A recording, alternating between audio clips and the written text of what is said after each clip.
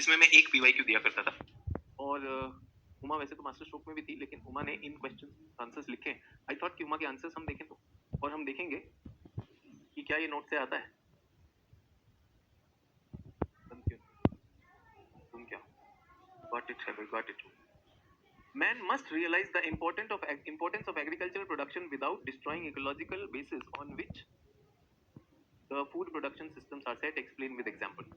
तो आपको लगता है कि environment में ज्योग्राफी में जो आपको एक दो चीजें जानकारी दी जाती हैं, जो क्लास में बताया कि ये माउंटेन है, ये प्लेटू है, क्या वही एग्जाम होगा, लिंक करना पड़ेगा। क्वेश्चन देखिए, क्वेश्चन कितना अच्छा है।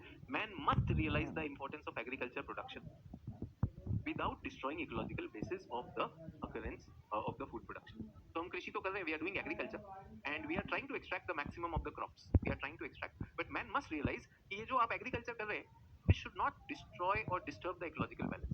अब आप एक बात बताइए, आपकी क्लासेस हुई हैं, कुछ क्लासेस ज्योग्राफी भी हुई है, एनवायरमेंट भी हुई है, आप लगता है कि 250 वर्ड लिख लेंगे अभी के लेवल पर आप? Will it require some practice? Will it also require some learning from the teacher, from the book, from other subjects also, and cross mixing it?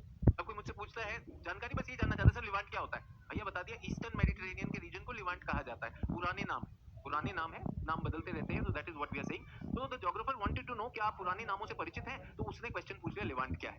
So what I am trying to say here is कि जब मैं आपको world geography पढ़ा रहा हूँ, do you think मैं एक ही book से पढ़ा रहा हूँ? And am I telling you only about the geography of it? I am talking about the history of it, the polity of it, the religions there, the culture there, सारी चीजें mix कर रहा हूँ कि नहीं कर रहा हूँ? That is how answer writing is there. I always believe कि answer writing begins when the books and the notes end. जहाँ पे books और notes खत्म हो गए, then you digest it. तो just example दे रहा हूँ, और आप देखिए कि मैप भी बनाए जाते हैं, मैप भी बनाए इन्होंने। वर्ल्ड की बात हो रही थी, explain with example. The past few centuries have witnessed tremendous increase in agriculture production.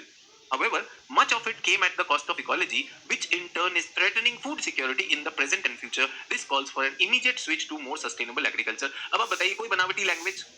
Many people say कि सर आप आंसर लिख के दिखा दीजिए। मैं कह रहा हूं कि मैं आपके टॉपर के आंसर ले आया, क्या रटे रटाए आंसर लिख के दिखाऊंगा और आप ताली बजाएंगे? ये सुनो, ट्रू।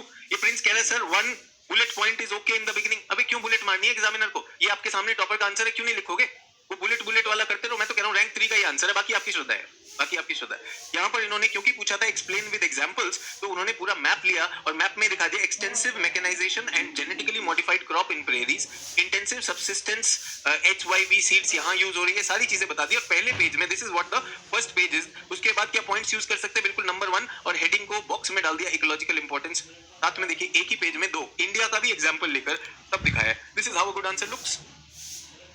सिंपल लिखा है, अपनी भाषा में लिखा है। मैं फिर से पढ़ देता हूँ। ये कह रहा है क्वेश्चन, ये कह रहा है मैन मस्ट रियलाइज